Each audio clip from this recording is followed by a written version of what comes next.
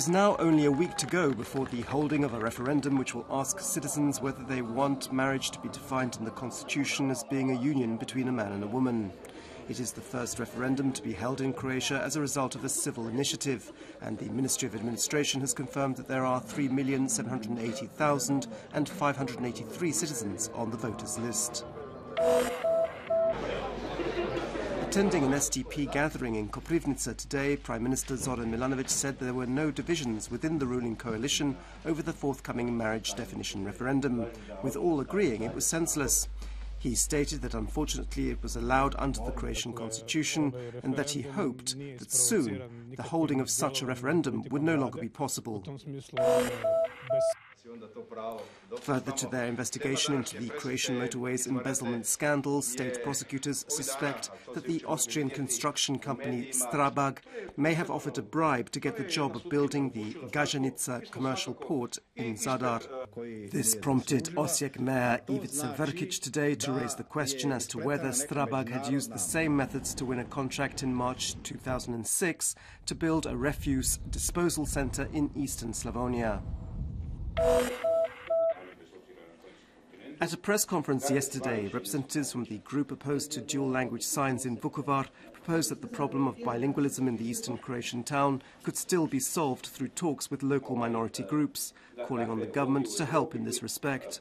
At the same time, they confirmed that signatures were being collected for a referendum on changing the law on minority rights so that bilingualism only be applied in future if more than 50% of the local population supported it. Prime Minister Zoran Milanovic recently pointed out that this was contradictory and that Croatia must continue to protect minority rights. In sport, Cibona defeated Zadar last night in the 9th round of the regional ABA Basketball League. The score was 91-74. Cibona now has recorded 6 victories and 3 defeats. Meanwhile, Cedevita defeated Olimpia 71-69 in Ljubljana. This is their 7th victory. In the 8th round of the regional Adriatic Water Polo League, Primorje beat Budva 18-2, Jug defeated Branica 15-3, Mladost beat Šibenik 16-7, Pošk overcame Jadran 8-7, while Medveščak lost to Jadran Herceg Novog 11-4, and Mornar beat Primorac 12-8. Primorje are top of the league after 8 victories. Jug and Jadran Herceg Novog have 7 victories and 1 defeat. And in the KHL Ice Hockey League, Medveščak will try to continue their winning form at home today when they face the Russian side Traktor from Chelyabinsk.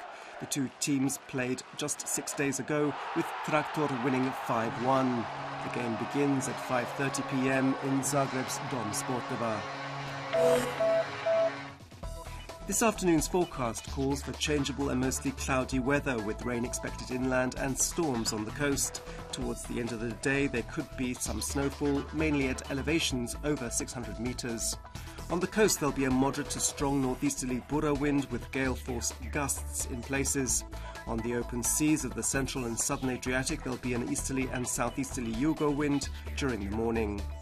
Highest daily temperatures will be between 5 and 10 degrees Celsius inland and between 12 and 16 degrees on the coast.